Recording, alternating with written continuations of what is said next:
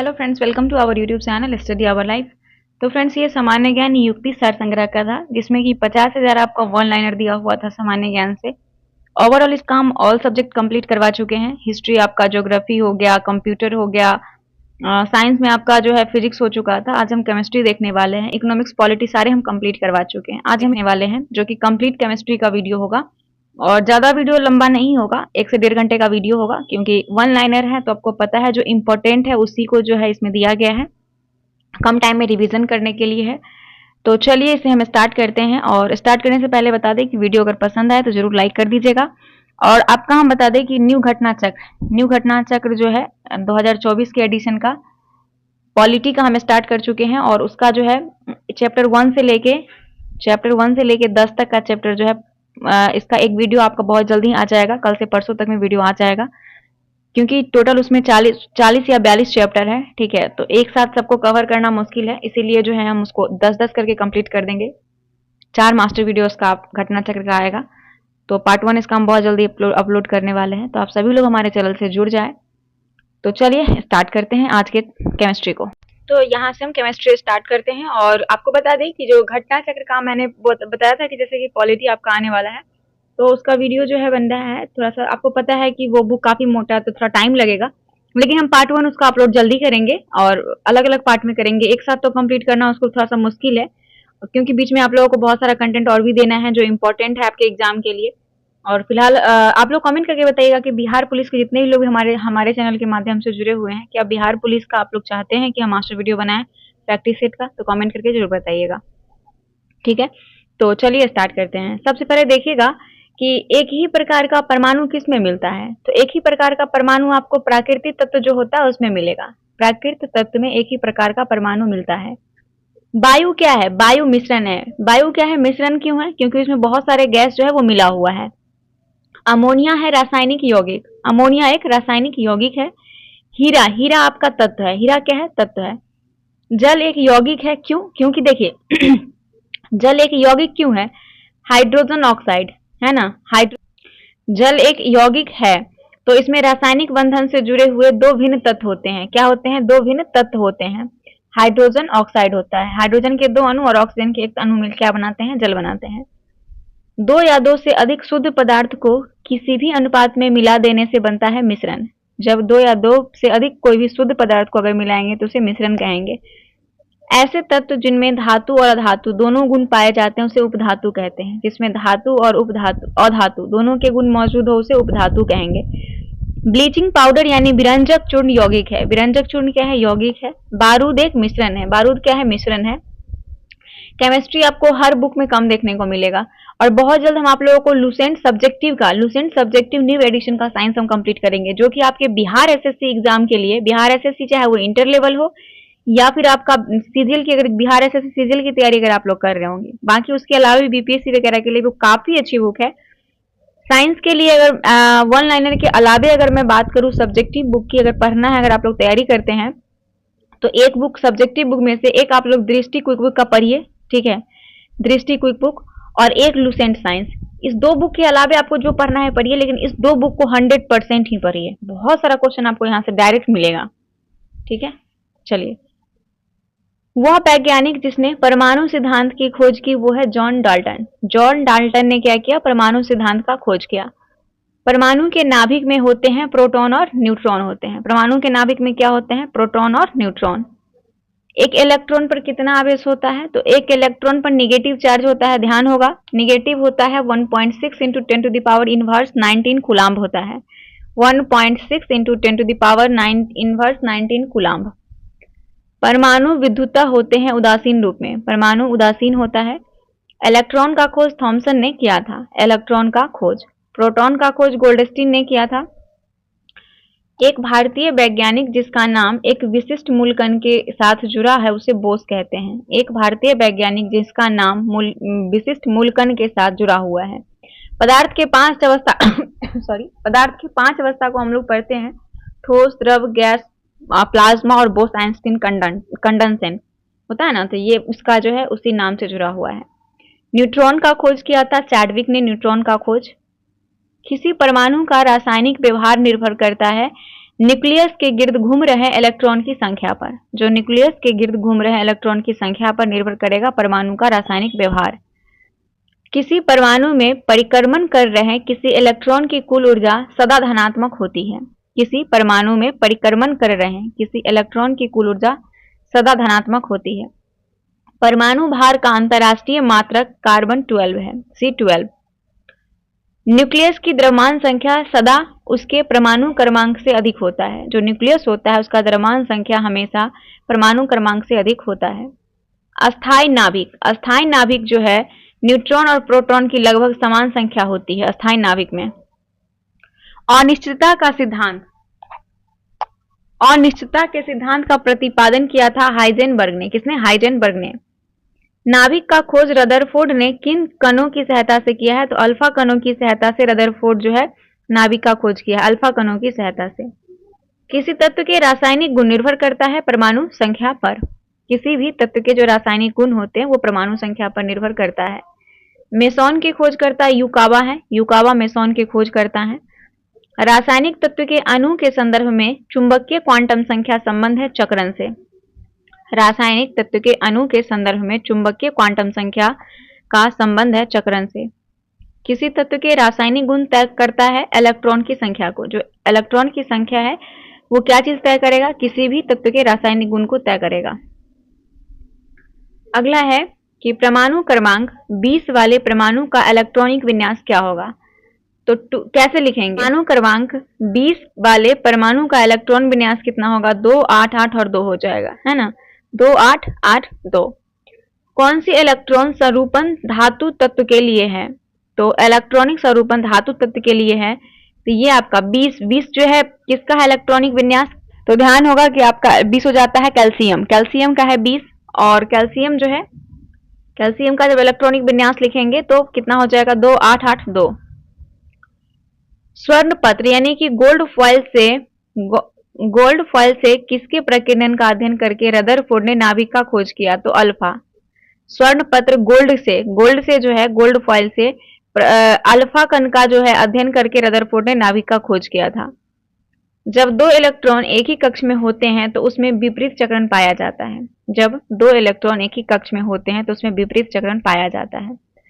सूर्य पर ऊर्जा का निर्माण होता है नाभिक संलयन द्वारा। सूर्य पर नाभिक संलयन द्वारा जो है सूर्य पर ऊर्जा का निर्माण होता है। एक कृत्रिम उपग्रह में विद्युत ऊर्जा का स्रोत क्या है? सौर सेल है। एक कृत्रिम उपग्रह में विद्युत ऊर्जा का स्रोत जो है वो सौर सेल है। नाभिकीय रिएक्टर और परमाणु बम में अंतर है कि नाभिकीय रिएक्टर श्रृंखला अभिक्रिया नियंत्रित होती है। नाभिकीय रिएक्टर में श्रृंखला अभिक्रिया नियंत्रित होती है। Option number B. भारत में प्रचुर मात्रा में उपलब्ध महत्वपूर्ण नाभिकीय ईंधन क्या है? तो वो है थोरियम। भारत में सबसे ज्यादा पाया जाता है थोरियम। अगला है कि किसी तत्व के परमाणु की दूसरी कक्षा में इलेक्ट्रॉन की अधिकतम संख्या 8 होती है। किसी तत्व के परमाणु की दूसरी कक्षा में इलेक्ट्रॉन की अधिकतम संख्या 8। कार्बन का परमाणु क्रमांक 6 और परमाणु भार 12 है। इसके नाभिक में 6 प्रोटॉन होंगे। कितना? 6 प्रोटॉन होगा। पारमाणविक संख्या जिसको जेड एवं द्रव्यमान संख्या एक परमाणु में इलेक्ट्रॉन की संख्या कितना हो जाएगा? जेड हो जाएगा। जितना परमाणविक संख्या हो जाएगा वही हो जाएगा। किसी तत्व जैसे कि यहाँ पे 92 यूरेनियम 235 में प्रोटॉन की संख्या है तो प्रोटॉन की संख्या कितना हो जाएगा? यहाँ पे 92 हो जाएगा। ये जो है आपका प्रोटॉन की संख्या है, ठीक है। और ये क्या है? ये क्या है? कमेंट करके आप लोग बताइएगा। और इस दोनों से माइनस कर देंगे तो क्या निकल के आएगा? इस दोनों को माइनस करेंगे तो क्या निकल के आएगा? सब्जेक्टिव केमिस्ट्री जब हम किए थे उसमें हम सारा को डिटेलिंग करके बताए थे। देन नेक्स्ट है हमारा सोडियम। सोडियम की परमाणु संख्या 11, परमाणु द्रव्यमान 23 है। इसके इलेक्ट्रॉन, न्यूट्रॉन और प्रोटॉन की संख्या क्रमशः क्या होगी? मैं बताती हूँ कि सबसे पहले ये है हमारा सोडियम। सोडियम में परमाणु संख्या कितना नीचे होता है? परमाणु संख्या क्या होता है? नीचे है तो 11 हो गया। और परमाणु द्रव्यमान ऊपर होता है तो ये 23 हो गया, ठीक है। अब इसमें से पूछ रहा है आपको कि इलेक्ट्रॉन, न्यूट्रॉन और प्रोटॉन बताना है। तो सिंपल है बताना। यहाँ पे इलेक्ट्रॉन और प्रोटॉन आपका सेम ही हो जाएगा, ये हो जाएगा। और इसमें से इसको जब माइनस करेंगे तो हमारा क्या निकल के आएगा? तो हमारा निकल के आएगा न्यूट्रॉन। क्या निकल के आएगा? न्यूट्रॉन निकल के आ जाएगा 12। तो 11 11 और 12 हो जाएगा। समझ में आ गया होगा। अब देखिए यहाँ पे दिया है 92 यूरेनियम 238 में न्यूट्रॉन की संख्या क्या है? तो इसमें से माइनस करेंगे, निकल के हमारा न्यूट्रॉन संख्या आ जाएगा, है ना। किसी तत्व के परमाणु भार से संबंधित सर्वाधिक उपयुक्त कथन है। किसी तत्व के परमाणु भार से संबंधित उपयुक्त कथन है कि द्रव्यमान संख्या के विपरीत एक तत्व का परमाणु भार भिन्न हो सकता है। क्या संबंधित है? तो द्रव्यमान संख्या के विपरीत एक तत्व का परमाणु भार अलग हो सकता है। परमाणु की प्रभावी त्रिज्या 10 का पावर इनवर्स 10 माइक्रोमीटर होता है, ध्यान रखिएगा। परमाणु का प्रभावी त्रिज्या 10 का पावर इनवर्स 10 माइक्रोमीटर होता है। माइक्रो बोलते हैं इसको, सॉरी, हाँ माइक्रोमीटर नहीं, माइक्रो। किसी तत्व की परमाणु संख्या 35 है, उसमें इलेक्ट्रॉन संख्या 18 है, तो उसमें प्रोटॉन की संख्या कितनी हो जाएगी? 18 हो जाएगी। किसी तत्व के परमाणु में 2 प्रोटॉन, 2 न्यूट्रॉन और 2 इलेक्ट्रॉन है, तो उस तत्व का द्रव्यमान संख्या कितना हो जाएगा? 2 2 4 हो जाएगा, 4। ऋण आवेशित परमाणु, ऋण आवेशित परमाणु यानी कि ऋणायन में प्रोटॉन की संख्या जो होती है वो परमाणु में इलेक्ट्रॉन की संख्या से कम होती है। ऋणावेशित परमाणु में प्रोटॉन की संख्या परमाणु में इलेक्ट्रॉन की संख्या से कम होती है। नाभिक की खोज के लिए रदरफोर्ड ने जब धातु के पतले पत्र पर अल्फा कणों की बौछार की तो अधिकांश अल्फा कण धातु की पन्नी के बिना विक्षेपण के आर पार करके निकल गए थे, है ना। उसके बाद है तत्वों की प्रकृति को ज्ञात किया जा सकता है। तो तत्वों की प्रकृति को इलेक्ट्रॉनिक विन्यासीकरण द्वारा ज्ञात कर सकते हैं, इलेक्ट्रॉनिक विन्यासीकरण के द्वारा। किसके निर्धारण में किसी तत्व की परमाणु संख्या सहायता नहीं करती है? तो नाभिक में विद्यमान न्यूट्रॉन की संख्या। नाभिक में विद्यमान न्यूट्रॉन की संख्या जो है ये परमाणु संख्या ज्ञात करने में सहायता नहीं करती है। नेक्स्ट चैप्टर आ गया आपका रेडियो सक्रियता। रेडियो सक्रियता का खोज किया था हेनरी बैकरल ने। हेनरी बैकरल ने रेडियो सक्रियता का खोज किया। रेडियोधर्मी पदार्थ उत्सर्जित करता है अल्फा कण, बीटा कण और गामा किरण, तीनों को उत्सर्जित करता है रेडियोधर्मी पदार्थ। अल्फा बीटा किरणें का खोज किया था रदरफोर्ड ने, अल्फा बीटा किरणों का खोज किया था। किस वैज्ञानिक ने गामा किरण का खोज किया? तो रदरफोर्ड ने गामा किरण का खोज किया था, रदरफोर्ड ने। अल्फा किरणें हैं helium plus plus ion, helium plus plus ion है अल्फा किरणें। बीटा किरणें ऋणावेशित कणों से बनी होती है। बीटा किरणें जो है वो ऋणावेशित कण से बनी होती है। किसमें ऋणात्मक आवेश होता है? तो गामा किरण में ऋणात्मक आवेश होता है, गामा किरण में। गामा किरणें क्या होती है? तो जो गामा किरणें होती है वो रेडियो सक्रिय पदार्थ द्वारा उत्सर्जित उच्च ऊर्जा युक्त किरणें होती है। गामा किरणें रेडियो सक्रिय पदार्थ द्वारा उत्सर्जित उच्च ऊर्जा युक्त किरणें होती है। नाभिकीय विखंडन के दौरान श्रृंखला अभिक्रिया को नियंत्रित करने के लिए न्यूट्रॉन का अवशोषण करने हेतु किसका प्रयोग करते हैं? तो बोरॉन का। बहुत इंपॉर्टेंट है, नाभिकीय विखंडन के दौरान श्रृंखला अभिक्रिया को नियंत्रित करने के लिए न्यूट्रॉन का अवशोषण करने हेतु बोरॉन का प्रयोग करते हैं। यहाँ पे दिया है सोडियम 1122 से 1 बीटा उत्सर्जन के बाद बनने वाला पदार्थ मैग्नीशियम होगा। क्या हो जाएगा? मैग्नीशियम हो जाएगा। यदि किसी रेडियोधर्मी पदार्थ की मात्रा को दोगुना कर दिया जाए तो रेडियोधर्मी क्षरण की दर अपरिवर्तित रहेगी। अगर कोई रेडियोधर्मी पदार्थ है उसकी मात्रा को अगर दोगुना कर देंगे तो जो रेडियोधर्मी का क्षरण होगा वो अपरिवर्तित रहेगी। एक रेडियोएक्टिव पदार्थ की अर्ध आयु 4 महीने है। इस पदार्थ के 3/4 भाग का क्षय होने में समय 8 महीना लग जाएगा। एक रेडियोएक्टिव पदार्थ है जिसकी अर्ध आयु 4 महीने है और इस पदार्थ के 3/4 भाग क्षय होने में 8 महीने लगेंगे। पृथ्वी की आयु का आंकलन किया जाता है यूरेनियम डेटिंग से। रेडियो कार्बन डेटिंग से क्या निर्धारित होता है? तो जीवाश्म की आयु निर्धारित करते हैं रेडियो कार्बन डेटिंग से, जीवाश्म की आयु। परमाणु बम का आविष्कार किया था ऑटो हन ने। किसने किया था? परमाणु बम का आविष्कार ऑटो हन ने। परमाणु शक्ति संयंत्र किस सिद्धांत पर काम करता है? तो विखंडन पर। परमाणु शक्ति संयंत्र विखंडन पर कार्य करता है। किस प्रकार की अभिक्रिया से सबसे अधिक हानिकारक विकिरण पैदा होती है? तो विखंडन अभिक्रिया से सबसे ज्यादा हानिकारक पदार्थ निकलती है, विखंडन से। सूर्य से ऊर्जा उत्सर्जित होती है नाभिकीय संलयन से। सूर्य से ऊर्जा उत्सर्जित होती है नाभिकीय संलयन से। कौन सा पदार्थ नाभिकीय रिएक्टर में मंदक का काम करता है? तो भारी जल। भारी जल जो है D2O, ये नाभिकीय रिएक्टर में मंदक का काम करता है।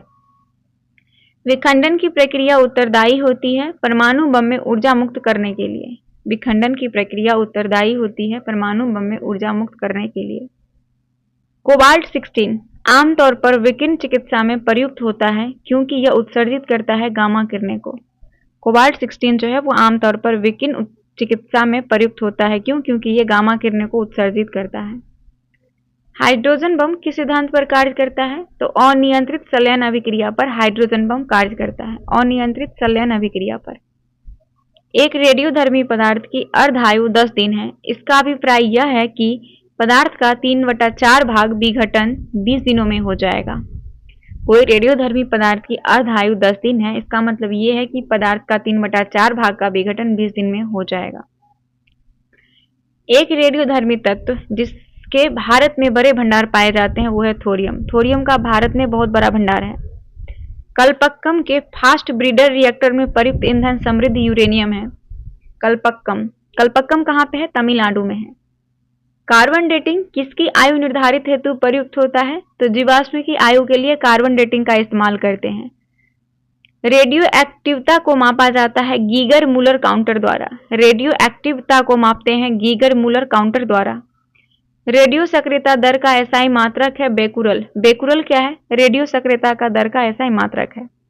परमाणु बम जो है वो नाभिकीय विखंडन पर कार्य करता है। परमाणु बम नाभिकीय विखंडन पर। मोनाजाइट थोरियम का अयस्क है। मोनाजाइट थोरियम का अयस्क है। फोटोग्राफी प्लेट को कौन सी रेडियो एक्टिव विकिरण सबसे ज्यादा प्रभावित करती है? तो जो फोटोग्राफी प्लेट होता है इसको सबसे ज्यादा अल्फा किरणें प्रभावित करती है। कौन? अल्फा किरणें। परमाणु बम में किस तत्व का प्रयोग करते हैं? तो यूरेनियम या प्लूटोनियम का। यूरेनियम या यूरेनियम 235 प्लूटोनियम 239 इस दोनों का इस्तेमाल करते हैं परमाणु बम में। और एग्जाम में बड़ी कंफ्यूजन हो जाता है स्टूडेंट में कि कौन सा हमने तो पढ़ा था प्लूटोनियम, क्योंकि किन्हीं लोगों को याद होता है प्लूटोनियम, किन्हीं लोगों को यूरेनियम। बहुत कम लोग होते हैं जो दोनों पता होता है, इसीलिए। और बहुत सारे कम बुक में ही आपको देखने को सिर्फ और सिर्फ यूरेनियम मिलेगा, प्लूटोनियम बहुत कम देखने को मिलता है, इसीलिए हम लोग को कंफ्यूजन भी होता है। तो ध्यान रखिएगा कि ये दोनों होता है। यूरेनियम के रेडियो एक्टिव विखंडन के फलस्वरूप अंततः सीसा बनता है, लेड बनता है। पीबी इसका सूत्र होता है, पीबी बनता है। यूरेनियम और थोरियम में कौन से तत्व अधिक ऊर्जा सक्षम है? तो थोरियम। यूरेनियम और थोरियम में सबसे ज्यादा ऊर्जा सक्षम थोरियम है। हाइड्रोजन बम का कार्यकारी सिद्धांत ड्यूटेरियम के नाभिक संलयन की अनियंत्रित अभिक्रिया है। हाइड्रोजन बम का कार्यकारी सिद्धांत ड्यूटेरियम के नाभिक संलयन की अनियंत्रित अभिक्रिया है। नेक्स्ट चैप्टर है समस्थानिक, समभारिक और समन्यूट्रॉनिक। देखिए, सम का मतलब होता है बराबर, है ना। आप समझ जाइएगा कि यहाँ पे क्या कहें। जिसका न्यूट्रॉन संख्या बराबर हो, जिसका परमाणु भार बराबर हो, जिसका स्थान बराबर, द्रव्यमान संख्या बराबर हो। इस चीज के लिए यहाँ पे हम तीनों को अलग अलग समझेंगे। किसी भी तत्व के समस्थानिक के बीच अंतर किनकी भिन्न यानी संख्या की उपस्थिति के कारण होता है? तो न्यूट्रॉन। किसी भी तत्व के समस्थानिक के बीच अंतर न्यूट्रॉन जो है न्यूट्रॉन संख्या की उपस्थिति के कारण होता है। किसी परमाणु नाभिक का आइसोटॉप वह नाभिक है जिसमें किसी परमाणु नाभिक का आइसोटॉप वह नाभिक है जिसमें प्रोटॉन की संख्या वही होती है परंतु न्यूट्रॉन की संख्या भिन्न होती है। न्यूट्रॉन की संख्या भिन्न हो उसे आइसोटॉप कहेंगे। हाइड्रोजन के रेडियो सक्रिय समस्थानिक कहते हैं ट्राइटियम। ट्राइटेरियम हाइड्रोजन का रेडियो सक्रिय समस्थानिक है। हाइड्रोजन के समस्थानिक की संख्या कितनी होती है? 3 है हाइड्रोजन का समस्थानिक। हाइड्रोजन का 3 समस्थानिक है। प्रोटॉन की समान संख्या किंतु न्यूट्रॉन की भिन्न भिन्न संख्या वाले परमाणुओं को समस्थानिक कहेंगे। प्रोटॉन का समान संख्या होगा और न्यूट्रॉन अलग अलग होगा, उसको समस्थानिक कहेंगे। यहाँ पे आप देख सकते हैं ऑक्सीजन का समस्थानिक है ना। यहाँ पे देख सकते हैं O8 16 है, O8 17 है, O8 18 है। क्या कहेंगे? इसे समस्थानिक कहेंगे, समस्थानिक कहेंगे। यहाँ पे देखिएगा कि परमाणु भार सबका अलग अलग है लेकिन परमाणु द्रव्यमान क्या है? सबका सेम है। सर्वाधिक संख्या में समस्थानिक किसमें पाए जाते हैं? तो पोलोनियम में। सबसे ज्यादा संख्या में समस्थानिक पोलोनियम में पाए जाते हैं। पोलोनियम के समस्थानिक की संख्या 27 होती है। पोलोनियम के समस्थानिक की संख्या 27। आइसोटोन होते हैं, समान संख्या के न्यूट्रॉन को आइसोटोन कहते हैं। वो आयन जिनमें इलेक्ट्रॉन की संख्या समान हो उसे सम इलेक्ट्रॉनिक कहेंगे। जिसमें इलेक्ट्रॉन की संख्या समान हो उसे सम इलेक्ट्रॉनिक कहेंगे। एल्युमिनियम आयन किसके साथ सम इलेक्ट्रॉनिक है? तो फ्लोरीन निगेटिव चार्ज के साथ, है ना। यहाँ पे देखिएगा 20 नियॉन और 23 आपका सोडियम जो कि आयन है, 10 आपका फ्लोरीन नेगेटिव चार्ज है और 24 मैग्नीशियम पॉजिटिव चार्ज है जो कि 24 है मैग्नीशियम का, के बारे में क्या सही है? तो ये एक दूसरे के सम इलेक्ट्रॉनिक है। क्या है? सम इलेक्ट्रॉनिक है। कैसे सम इलेक्ट्रॉनिक है? यहाँ पे नियॉन है, तो नियॉन का आपको पता है कि कोई चार्ज नहीं है, तो इसका 10 ही हो जाएगा। ठीक है, इसका कितना होता है? सोडियम का 11 होता है एटॉमिक नंबर। एक पॉजिटिव चार्ज है तो एक जितना चार्ज रहेगा उतना हमको माइनस करना पड़ेगा, तो एक चार्ज है तो इसका भी हमारा 10 हो जाएगा। अब इसका देखिए फ्लोरीन का कितना होता है? तो इसका हो जाएगा हमारे पास 9, और एक इस पे निगेटिव चार्ज, जितना निगेटिव चार्ज है उतना जोड़ देंगे, तो एक जोड़ देंगे 10 हो जाएगा। नेक्स्ट मैग्नीशियम का देखिए, मैग्नीशियम का हमारे पास होता है 12, पॉजिटिव चार्ज 2 है यहाँ पे, यानी 2 माइनस करना है तो 10 हो जाएगा। यानी सबका क्या आ रहा है हमारे पास? बराबर बराबर आ रहा है। सबका हमारे पास क्या आ रहा है? सभी का जो इलेक्ट्रॉन संख्या है वो बराबर आ रहा है। दैट मीन्स कि इलेक्ट्रॉन संख्या जब बराबर होता है तो उसी को हम सम इलेक्ट्रॉनिक कहते हैं। दैट मीन्स कि ये सम इलेक्ट्रॉनिक है। ठीक है, चलिए अब आपका आर्गन का समस्थानिक दिया हुआ है, तो यहाँ पे देखिएगा सबका क्या है कि परमाणु भार जो है वो बराबर है। देख सकते हैं परमाणु भार सबका बराबर है 40, आर्गन 40 है, कैप्टेटॉन 40 है, कैल्शियम 40 है ना? तो ये क्या हो जाएगा? समभारिक हो जाएगा। ठीक है, किसके उत्सर्जन से समभारिक उत्पन्न होते हैं? तो बीटा किरणें के उत्सर्जन से समभारिक किरणें उत्सर्जित होते हैं। कोबाल्ट 60 आमतौर पर विकिरण चिकित्सा यथा कैंसर जैसे रोगों में प्रयुक्त होता है क्योंकि यह उत्सर्जित करता है गामा किरणों को। कोबाल्ट 16 जो है वो गामा किरणों उत्सर्जित करता है, इसीलिए इसका कैंसर के इलाज में हम लोग यूज करते हैं। रक्त कैंसर को ही ल्यूकेमिया कहते हैं। रक्त कैंसर को नियंत्रित करने के लिए उपयोग किया जाने वाला रेडियो आइसोटॉप कोबाल्ट 60 है। क्या है? कोबाल्ट 60। भिन्न तत्व के वो परमाणु जिनमें न्यूट्रॉन की संख्या समान होती है उसे सम न्यूट्रॉनिक कहते हैं। न्यूट्रॉन की संख्या समान हो तो सम न्यूट्रॉनिक। विभिन्न तत्व के ऐसे परमाणु जिनका परमाणु क्रमांक भिन्न होते हैं परंतु द्रव्यमान संख्या समान है उसे समभारी कहेंगे। विभिन्न तत्व के ऐसे परमाणु जिनका परमाणु क्रमांक भिन्न होते हैं परंतु द्रव्यमान संख्या समान उसे समभारी कहेंगे। थायराइड ग्रंथि के कैंसर उपचार के लिए समस्थानिक का उपयोग करते हैं आयोडीन 131 का, आयोडीन 131 समस्थानिक का। अब अम्ल, भस्म और लवण का नेक्स्ट चैप्टर। अम्ल वह पदार्थ है जो प्रोटॉन देता है। अम्ल क्या देता है? प्रोटॉन। अम्ल भस्म के परीक्षण के लिए किसका उपयोग करते हैं? लिटमस पत्र का उपयोग करते हैं अम्ल भस्म के परीक्षण के लिए। जल में घुलनशील होता है क्षार जल में घुलनशील होता है। पीएच मान निर्धारित किसने किया था? तो सोरेनसन ने पीएच मान को निर्धारित किया था। सभी अम्ल जल में घुलकर हाइड्रोजन आयन प्रदान करते हैं। सभी अम्ल जल में घुलकर हाइड्रोजन आयन प्रदान करते हैं। भस्म का स्वाद खारा होता है भस्म का स्वाद। किसी एक सामान्य व्यक्ति के रक्त का पीएच स्तर जो होता है वो 7.35 से 7.45 तक होता है, नॉर्मल मनुष्य का पीएच मान। दूध का पीएच मान 6.6 होता है, दूध का पीएच मान। जो लवण अम्लीय हाइड्रोजन परमाणु या हाइड्रोक्सिल आयन से मुक्त रहते हैं वो कहलाते हैं समान लवण। जो लवण अम्लीय हाइड्रोजन परमाणु या हाइड्रोक्सिल आयन से मुक्त रहते हैं उसे क्या कहते हैं? समान लवण कहते हैं। नेक्स्ट क्वेश्चन है कि जल में समान लवण के घोल में क्या होते हैं? तो जल में समान लवण के घोल में सोडियम के धनात्मक आयन और क्लोरीन के ऋणात्मक आयन होते हैं। सोडियम के धनात्मक और क्लोरीन के ऋणात्मक। अगला देखिएगा कि लवण जो जल का अवशोषण करता है उसे हाइग्रोस्कोपिक लवण कहते हैं। वैसा लवण जो जल का अवशोषण करेगा उसे हाइग्रोस्कोपिक लवण कहेंगे। पीएच मूल्यांक दर्शाता है किसी घोल के अम्लीय या क्षारीय होने का मूल्यांक को पीएच मूल्यांक दर्शाता है। अमोनिया क्लोराइड जलीय विलयन होता है क्षारीय। अमोनिया क्लोराइड का जलीय विलयन क्षारीय होता है। हाइड्रोजन ऑक्साइड और जलीय सोडियम ऑक्साइड से भरी परख नलियों के विलयनों में विभेद किया जा सकता है लाल लिटमस के द्वारा। H2O और NaOH के भरी परख नली के विलयन से अगर विभेद कैसे करेंगे? तो लाल लिटमस के द्वारा। H2CO3 कैसा लवण है? अम्लीय लवण है। H2CO3 अम्लीय है। किस लवण का जलीय विलयन लाल लिटमस को नीला कर देगा? तो Na2CO3। Na2CO3 का जो जलीय विलयन है ये लाल लिटमस को नीला कर देगा। कॉपर सल्फेट का जलीय घोल प्रकृति में अम्लीय होगा क्योंकि हाइड्रोलाइसिस लवण में होता है। ध्यान रखिएगा जो कॉपर सल्फेट का जलीय घोल होगा वो प्रकृति में अम्लीय होता है क्योंकि लवण में होता है हाइड्रोलाइसिस। स्वर्णकार द्वारा प्रयोग में आने वाला एक्वा रेजिया किसको मिलाकर बनाया जाता है? तो नाइट्रिक अम्ल और हाइड्रोक्लोरिक अम्ल को। स्वर्णकार द्वारा प्रयोग में लाए जाने वाला एक्वा रेजिया जो है वो नाइट्रिक अम्ल और हाइड्रोक्लोरिक अम्ल को मिलाकर बनाया जाता है। धोने के सोडे का रासायनिक सूत्र है Na2CO3, धोवन का सोडा, धोने सोडा। रासायनिक उद्योग में तेजाब मूल रासायनिक सूत्र क्या है? सल्फ्यूरिक अम्ल, तेजाब H2SO4, सल्फ्यूरिक अम्ल।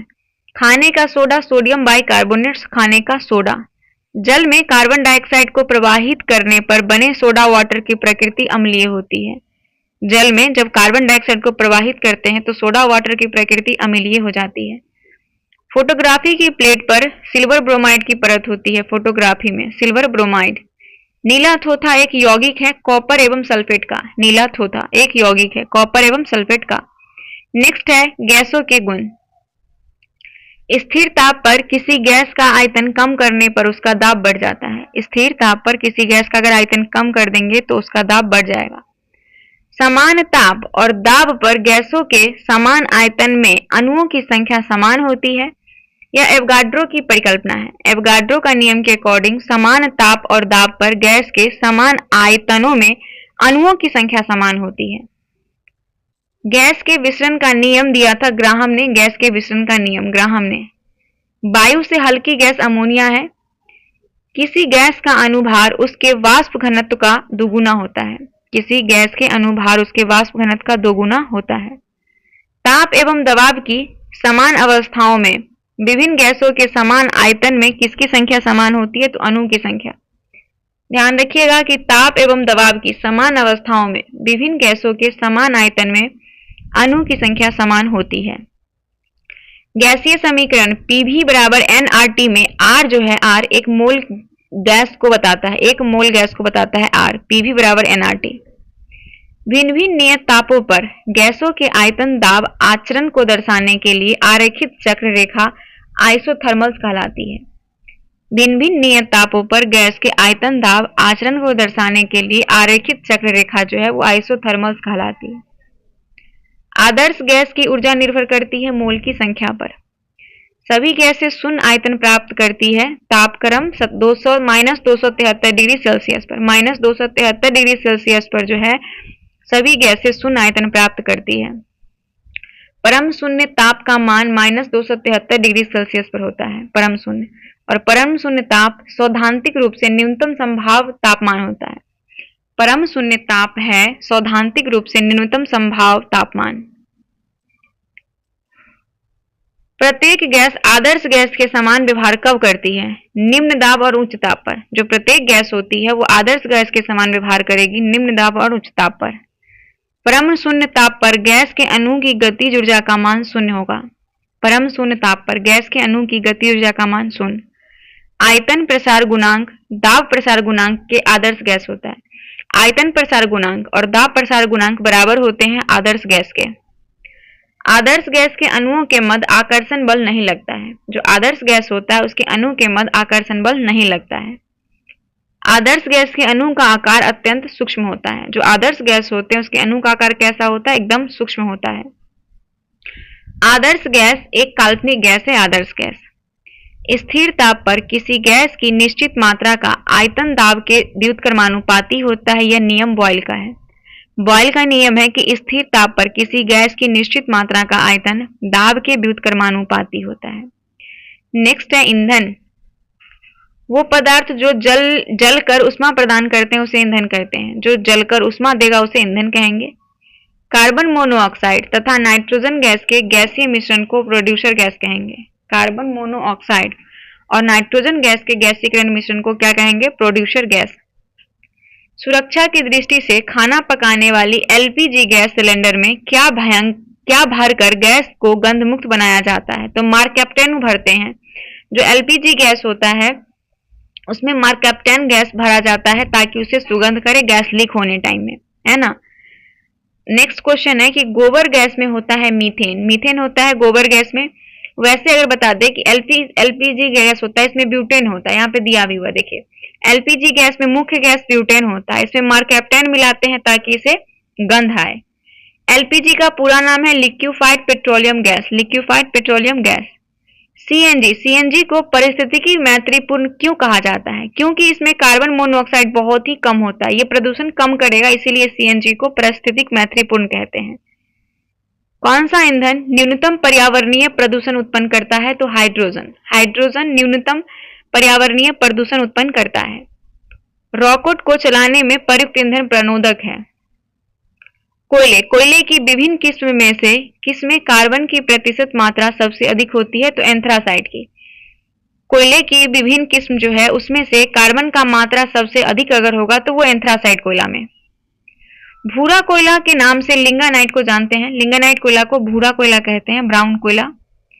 पेट्रोल से लगने वाली आग के लिए किस प्रकार का अग्निशामक का प्रयोग किया जाता है? झाग वाला, झाग वाला प्रयोग करते हैं अग्निशामक का। अग्निशमन में कार्बन डाइऑक्साइड गैस प्रयुक्त होता है अग्निशमन में। प्रति ग्राम ईंधन द्वारा मोचित ऊर्जा की दृष्टि से सर्वोत्तम ईंधन होगा हाइड्रोजन, सर्वोत्तम ईंधन हाइड्रोजन। किसका प्रयोग नोदक या रॉकेट में ईंधन के रूप में किया जाता है? तो द्रव हाइड्रोजन और द्रव ऑक्सीजन, द्रव हाइड्रोजन और द्रव ऑक्सीजन का उपयोग जो है रॉकेट में ईंधन के रूप में किया जाता है। गोबर गैस में मुख्य तत्व है मीथेन, गोबर गैस में। इंडियन गैस एक एलपीजी मिश्रण है, इंडियन गैस एक मिश्रण है किसका किसका? ब्यूटेन और प्रोपेन का, ब्यूटेन और प्रोपेन का। प्रोड्यूसर गैस किसका मिश्रण है? तो कार्बन मोनोऑक्साइड और नाइट्रोजन का मिश्रण है प्रोड्यूसर गैस। किस गैस को दहन का सहायक गैस कहा जाता है? तो ऑक्सीजन को, ऑक्सीजन को बिना ऑक्सीजन की अनुपस्थिति में कोई भी चीज जल नहीं सकता है ना। किस गैस को दहन का विरोधी गैस कहते हैं? तो कार्बन डाइऑक्साइड को दहन का विरोधी गैस कहते हैं, इसीलिए अग्निशामक क्या करता है? कार्बन डाइऑक्साइड लगता है। सिलेंडर में भरकर खाना पकाने वाली गैस की आपूर्ति तरल रूप में की जाती है, सिलेंडर में भरकर खाना पकाने वाली गैस की आपूर्ति तरल रूप में होता है। इंडियन गैस किन गैसों का मिश्रण है? तो ब्यूटेन और प्रोपेन का मिश्रण है इंडियन गैस। सीएनजी की मुख्य घटक है मीथेन, सीएनजी का।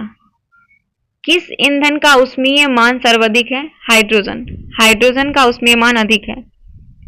किस ईंधन का प्रयोग मुख्यतः नोदक या रॉकेट में ईंधन के रूप में किया जाता है? तो द्रव हाइड्रोजन और द्रव ऑक्सीजन, द्रव हाइड्रोजन और द्रव ऑक्सीजन का। ऑक्टेन संख्या गुणवत्ता का माप है पेट्रोल की, ऑक्टेन संख्या गुणवत्ता की माप है पेट्रोल की।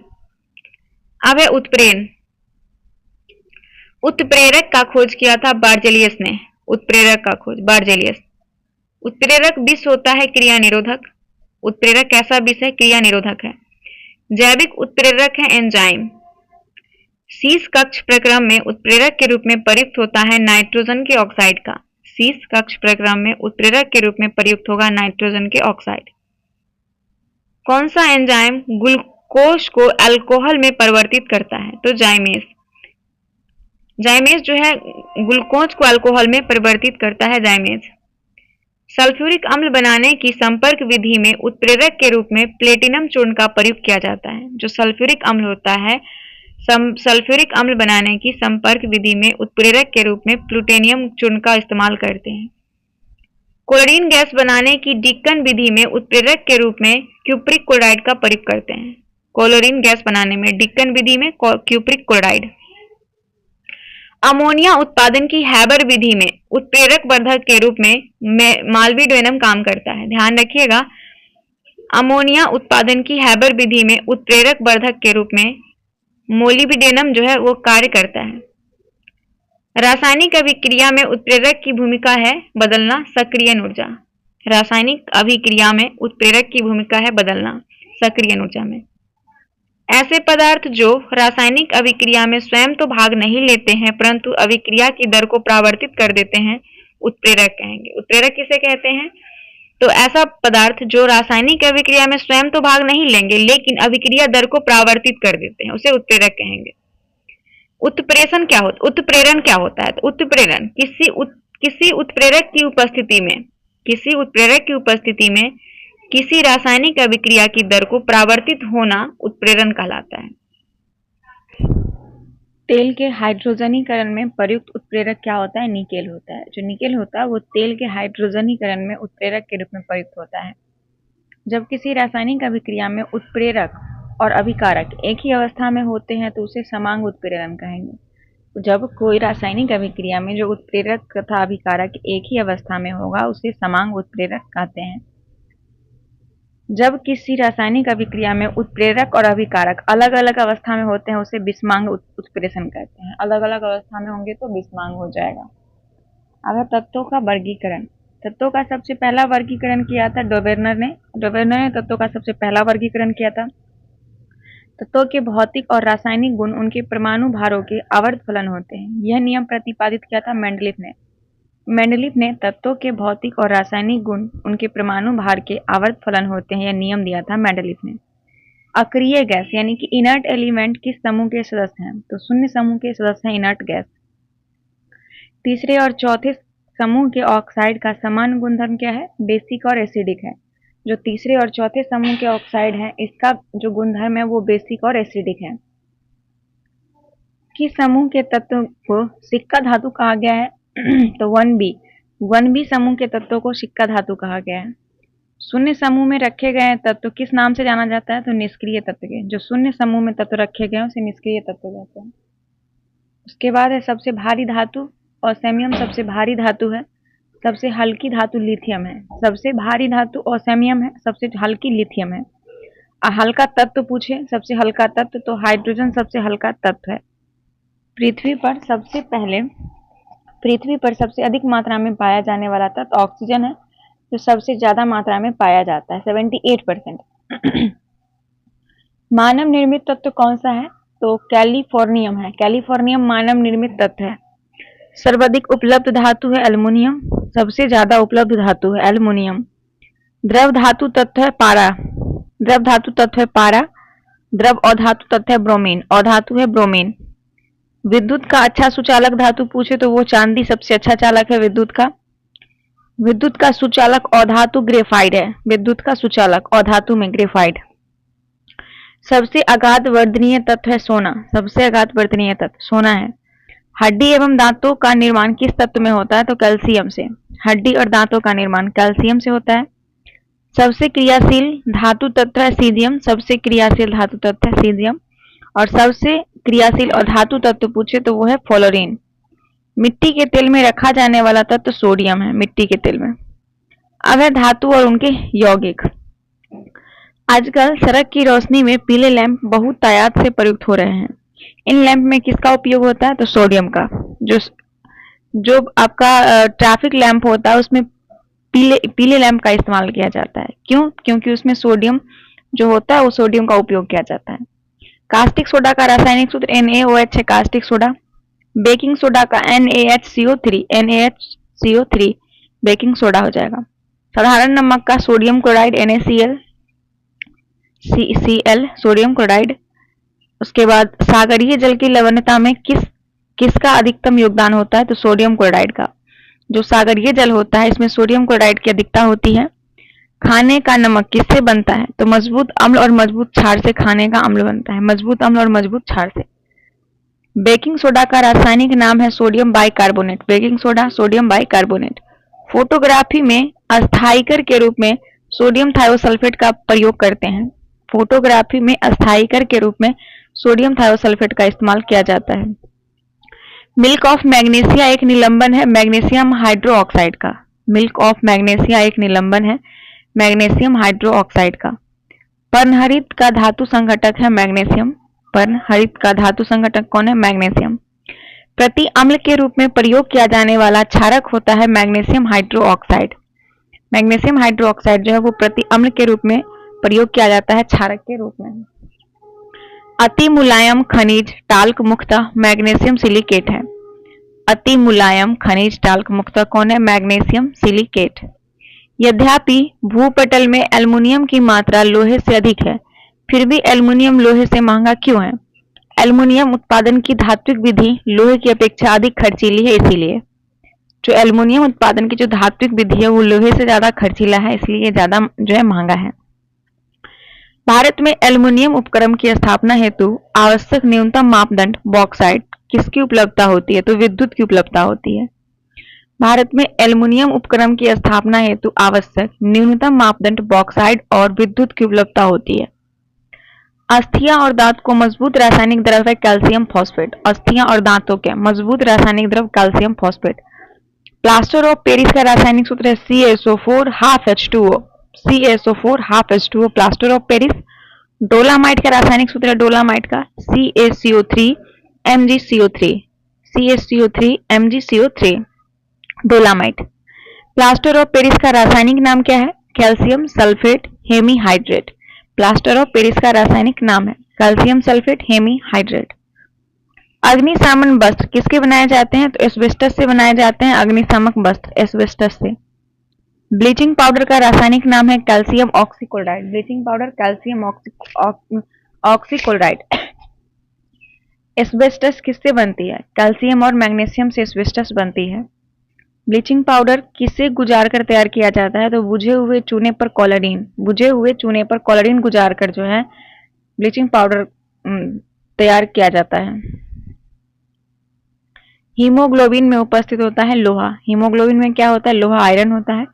पृथ्वी के गर्भ में दूसरा सबसे ज्यादा पाए जाने वाला धातु लोहा है। जो पृथ्वी के गर्भ में सबसे ज्यादा है लोहा। जंग रहित दूसरा सबसे ज्यादा है लोहा। जंग रहित लोहा बनाने में प्रयुक्त महत्वपूर्ण धातु क्रोमियम है। जंग रहित लोहा बनाने में महत्वपूर्ण धातु क्रोमियम है। जंग यानी कि रस्ट का रासायनिक संघटक है Fe2O3XH2O। Fe2O3 into XH2O ये आपका रस्ट का घटक है। जंग लगने पर लोहा का भार बढ़ता है। जंग लगने पर क्या होता है? लोहा का वजन बढ़ जाता है। लोहे को इस्पात में बदलने के लिए कौन सी धातु मिलाई जाती है? निकेल मिलाई जाती है। ध्यान रखिएगा, लोहे को इस्पात में बदलने के लिए निकेल मिलाई जाती है। कौन सा तत्व लोहे के साथ मिश्रित होने पर इस्पात बनता है जो उच्च ताप का प्रतिरोध कर सकता है और जिसमें उच्च कठोरता और अघर्षण प्रतिरोधकता होती है? वो है क्रोमियम।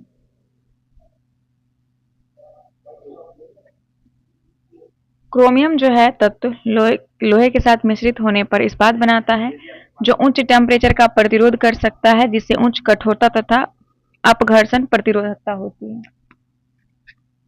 नेक्स्ट क्वेश्चन है कांच। कांच है एक प्रत्यास्थ ठोस। कांच क्या है? एक प्रत्यास्थ ठोस है। नेक्स्ट है स्टील। स्टील को कठोरता प्रदान करने के लिए मिलाई जाती है क्रोमियम की मात्रा। कौन सा पदार्थ सबसे ज्यादा प्रत्यास्थ है? तो इस्पात सबसे ज्यादा प्रत्यास्थ है, इस्पात। गैल्वेनीकृत लोहे पर लेप रहता है जिंक का।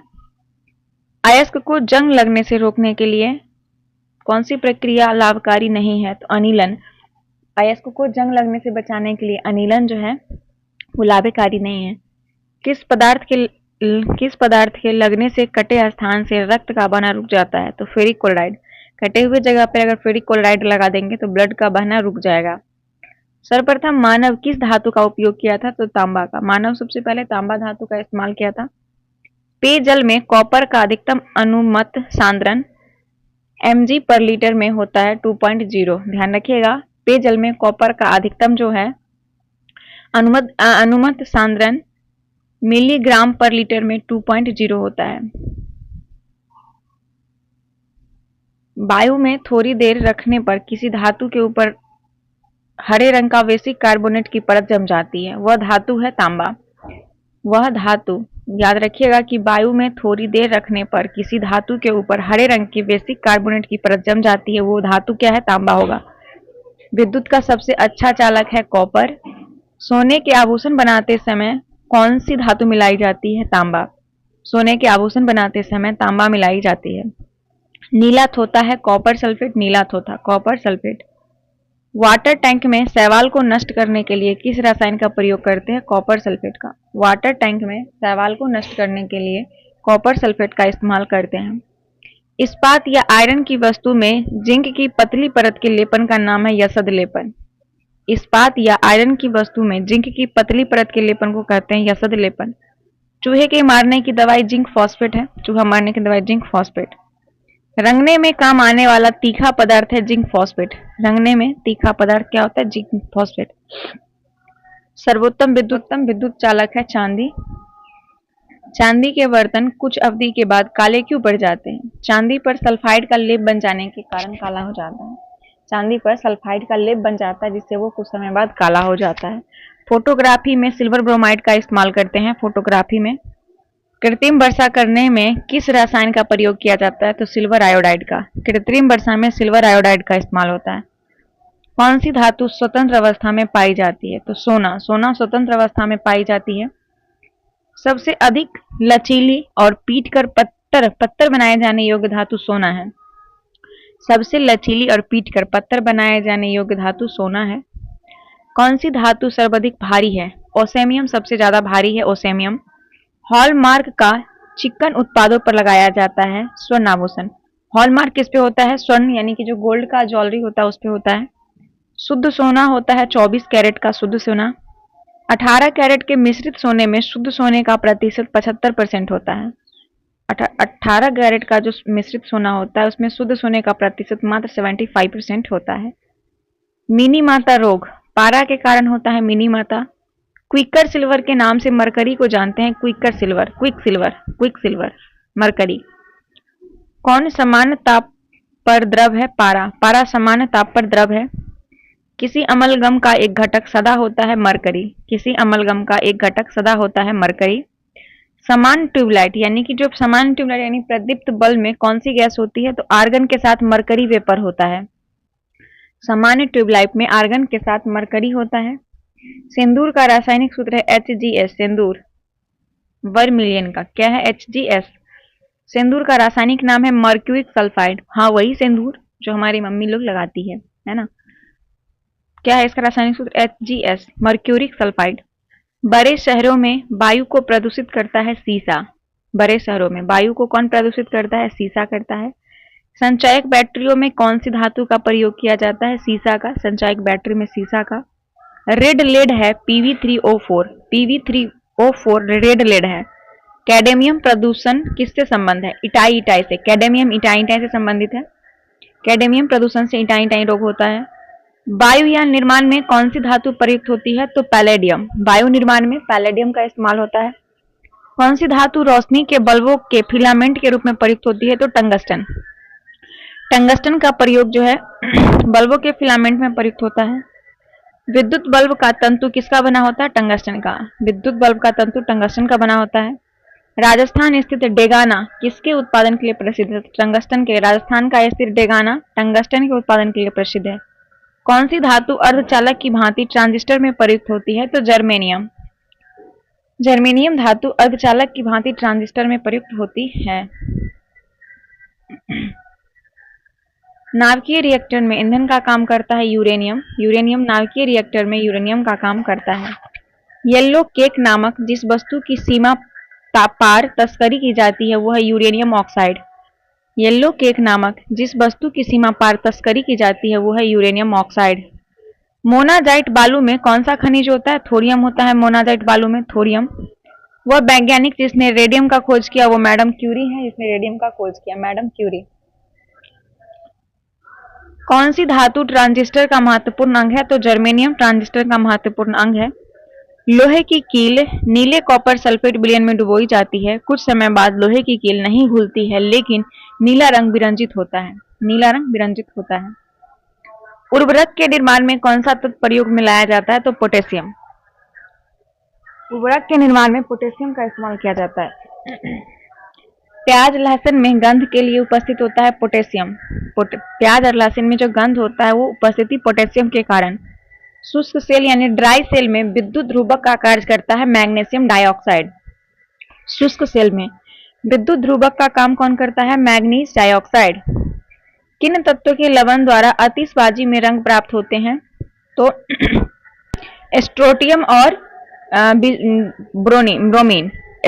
स्ट्रोटियम और ब्रोमीन जो है ये आतिशबाजी में प्रयोग किया जाता है। एक रेडियोधर्मी तत्व जिसके भारतवर्ष में बड़े भंडार पाए जाते हैं वो है थोरियम। थोरियम का भारतवर्ष में बड़ा भंडार है। मोती का रासायनिक संरचना है कैल्शियम कार्बोनेट। मोती का रासायनिक संरचना कैल्शियम कार्बोनेट। सीमेंट का मुख्य संगठक है चूना पत्थर सीमेंट का। किस धातु को प्राप्त करने हेतु बॉक्साइड अयस्क है? अल्मुनियम। अल्मुनियम धातु को प्राप्त करने हेतु बॉक्साइड अयस्क है। कल्पक्कम के फास्ट ब्रीडर रिएक्टर में ईंधन समृद्ध यूरेनियम होता है। कल्पक्कम के फास्ट ब्रीडर रिएक्टर में जो ईंधन है वो है समृद्ध यूरेनियम। फिटकरी जिसको एलम बोलते हैं, एलम गंदे पानी होगा, यहाँ पे गंदे पानी को किस प्रक्रिया द्वारा स्वच्छ करती है, तो स्कंदन द्वारा। फिटकरी गंदे पानी को स्कंदन विधि से साफ करती है। मोती यानी कि पर्ल मुख्य रूप से बना होता है कैल्शियम कार्बोनेट का। मानिक और नीलम का रासायनिक नाम एल्युमिनियम ऑक्साइड है। मानिक और नीलम, एल्युमिनियम ऑक्साइड। शुष्क सेल में किनका विद्युत अपघटक के रूप में प्रयुक्त होता है, तो अमोनिया क्लोराइड और जिंक क्लोराइड का। शुष्क सेल में अमोनिया क्लोराइड और जिंक क्लोराइड का इस्तेमाल होता है। समृद्ध यूरेनियम होता है प्राकृतिक यूरेनियम, जिसमें रेडियोधर्मी यूरेनियम 235 आइसोटोप का घटक कृत्रिम रूप से बढ़ाया जाता है। समृद्ध यूरेनियम होता है। सोडियम बाइकार्बोनेट का वाणिज्यिक नाम बेकिंग सोडा है। सोडियम बाइकार्बोनेट का वाणिज्यिक नाम क्या है, बेकिंग सोडा। मसाला एक मिश्रण होता है जल, बालू और जिप्सम का। मसाला जल, बालू और जिप्सम का। फोटोग्राफी में कौन सा रासायनिक यौगिक प्रयोग किया जाता है, तो सिल्वर ब्रोमाइड का फोटोग्राफी में। इलेक्ट्रिक हीटर की कुंडली बनाने में जो सामग्री का प्रयोग करते हैं वो है नाइक्रोम। इलेक्ट्रिक हीटर की कुंडली में नाइक्रोम का इस्तेमाल किया जाता है। स्टेनलेस स्टील में कौन से तत्व सम्मिलित है, तो लोहा, क्रोमियम और कार्बन। स्टेनलेस स्टील लोहा, क्रोमियम, कार्बन। जिंक सल्फेट का आमतौर पर प्रयोग किया जाता है कवकनाशी के रूप में। जिंक सल्फेट का। बर्तन बनाने में प्रयुक्त जर्मन सिल्वर के एलॉय कॉपर, जिंक और निकेल का है। बर्तन बनाने में प्रयुक्त जर्मन सिल्वर का एलॉय है कॉपर, जिंक और निकेल का। कठोर स्टील होता है 0.5 से 1.5 कार्बन तक % कार्बन। कठोर स्टील में 0.5 से 1.5% क्या होता है, कार्बन होता है। मानिक और नीलम किसके ऑक्साइड है, तो मानिक और नीलम एल्युमिनियम के ऑक्साइड है। किसके, एल्युमिनियम के। एल्युमिनियम का प्रमुख अयस्क बॉक्साइड है। एल्युमिनियम का प्रमुख अयस्क क्या है, बॉक्साइड। ऑडियो और वीडियो टेप पर कौन सा रासायनिक पदार्थ का लेप रहता है, तो आयरन ऑक्साइड का लेप रहता है। ऑडियो और वीडियो टेप पर आयरन ऑक्साइड का लेप चढ़ा रहता है। धातु की प्राकृतिक विद्युत धनात्मक होती है। धातु की प्राकृतिक। सीसा पेंसिल में सीसा की प्रतिशत 0% होती है, मतलब नहीं होती है। पोर्टलैंड सीमेंट में चूना, पोर्टलैंड सीमेंट में चूना CO, silica SiO2, alumina Al2O3 और फेरिक ऑक्साइड Fe2O3 की मात्रा का सही क्रम क्या होगा, तो सबसे ज्यादा पहले कैल्शियम होगा, फिर सिलिका होगा, फिर एलुमिना होगा और फिर फेरिक ऑक्साइड होगा। ये क्रम जो दिया हुआ वही क्रम आपका सही है। पोर्टलैंड सीमेंट में जिप्सम मिलाने से मदद मिलती है सीमेंट के शीघ्र जमने में। जो पोर्टलैंड सीमेंट होता है उसमें जिप्सम मिलाते हैं तभी तो सीमेंट जमता है। सीमेंट बनने के लिए किसके मिश्रण में खूब तप्त किया जाता है, तो चूना, पत्थर और मृतिका। सीमेंट बनाने के लिए खूब तप्त करते हैं चूना, पत्थर और मृतिका का। कांसा प्रायः मूर्तियों और पदकों के निर्माण में प्रयुक्त होता है, जबकि पीतल बर्तन, वैज्ञानिक उपकरण, कार्टिज को बनाने में प्रयुक्त होता है। पीतल और कांसा दोनों में ताम्रयुक्त मिश्र धातु है, तथापि उनकी रासायनिक संरचना में अंतर इस रूप में है कि, तो उनकी रासायनिक संरचना में अंतर इसलिए है कि पीतल में जस्ता और कांसे में टीन का अतिरिक्त अंश होता है। पीतल में जस्ता और कांसे में टीन की अतिरिक्त अंश होता है, इसीलिए। प्लास्टर ऑफ पेरिस का रासायनिक रूप है calcium sulphate. Plaster of Paris, calcium sulphate. जस्ते से एक बर्तन पर विद्युत लेपन की विधि बर्तन को ऋण ध्रुव एवं शुद्ध जस्ते को धन ध्रुव बनाया जाता है। जस्ते से एक बर्तन पर विद्युत लेपन की विधि में क्या किया जाता है, बर्तन को ऋण ध्रुव और शुद्ध जस्ते को धन ध्रुव बनाया जाता है।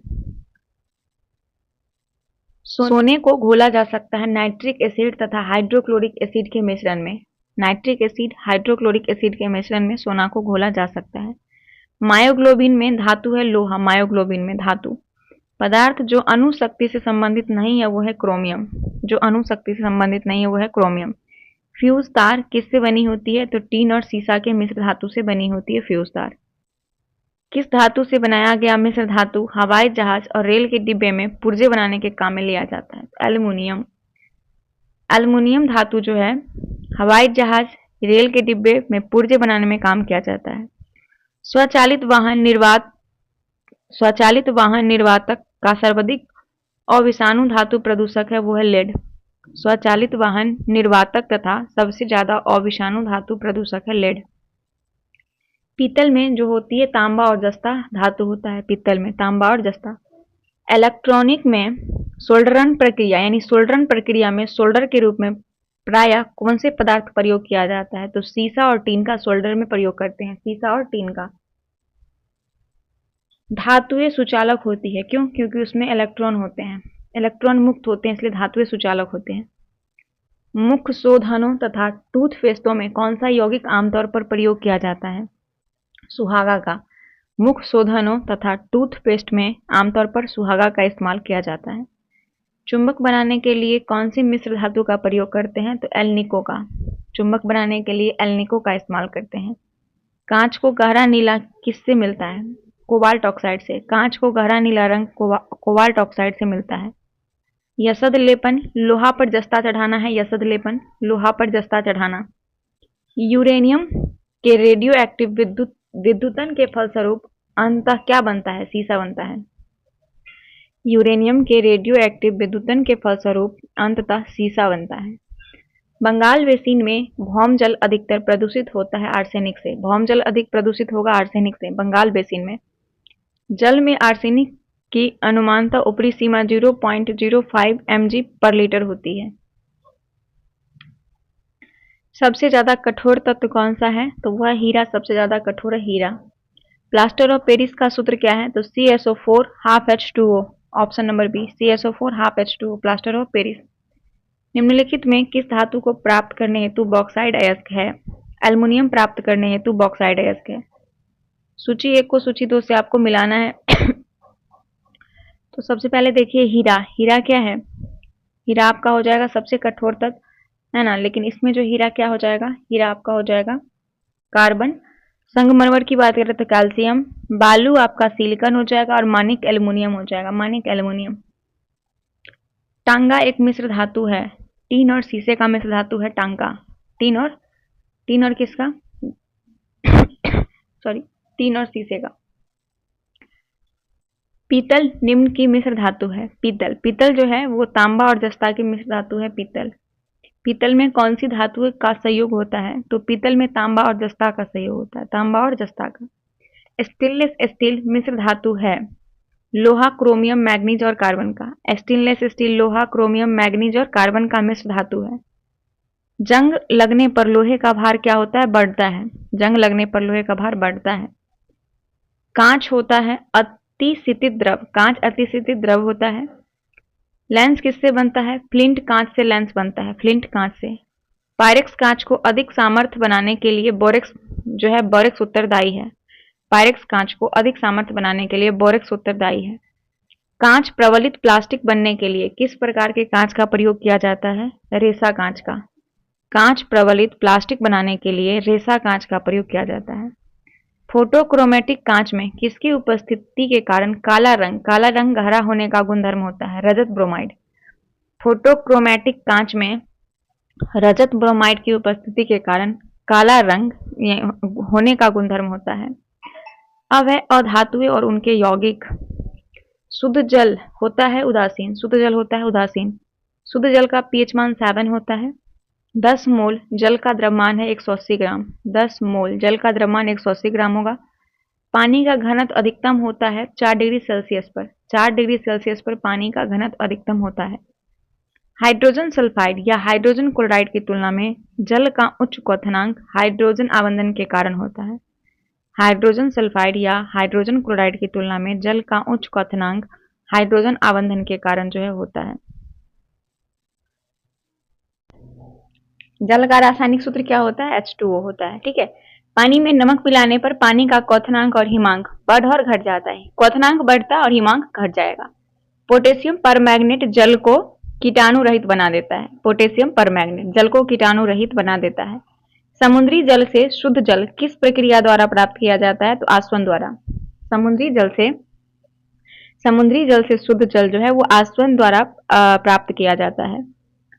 जल की अस्थायी कठोरता कैल्शियम और मैग्नीशियम के बाइकार्बोनेट के कारण होता है। जल की अस्थायी कठोरता कैल्शियम तथा मैग्नीशियम के बाइकार्बोनेट्स के द्वारा। एक नाविक रिएक्टर में भारी जल का क्या कार्य है? न्यूट्रॉन की गति को कम करना। एक भारी रिएक्टर में भारी जल का कार्य है न्यूट्रॉन की गति को कम करना।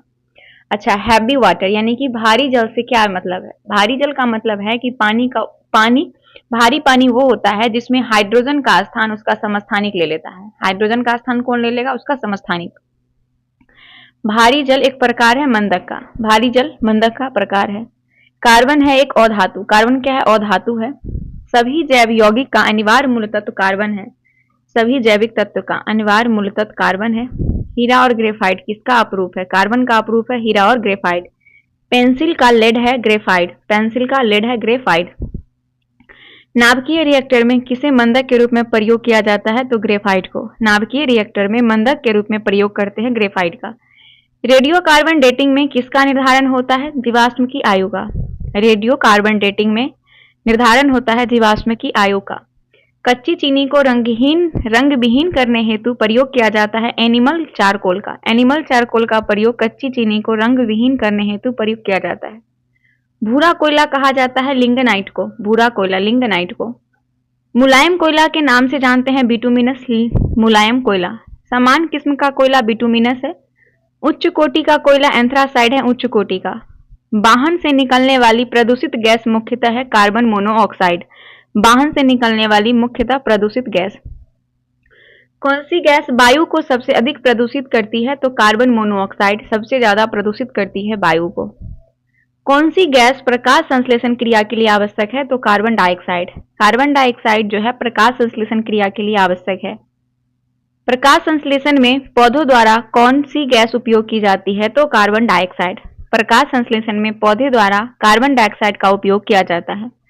रात को पेड़ के नीचे सोने की सलाह नहीं दी जाती है, क्यों? तब इसमें कार्बन डाइऑक्साइड का मोचन होता है इसीलिए, क्योंकि रात में जो पेड़ पौधे होते हैं वो कार्बन डाइऑक्साइड छोड़ते हैं इसीलिए। आग बुझाने में काम आती है कार्बन डाइऑक्साइड। आग बुझाने में किसकी उपस्थिति के कारण चूने का पानी वायु में रखने पर दूधिया हो जाता है? तो कार्बन डाइऑक्साइड की। कार्बन डाइऑक्साइड की उपस्थिति के कारण चूने का पानी जो है वो दूधिया हो जाता है। सूखी बर्फ ठोस कार्बन डाइऑक्साइड है। सूखी बर्फ।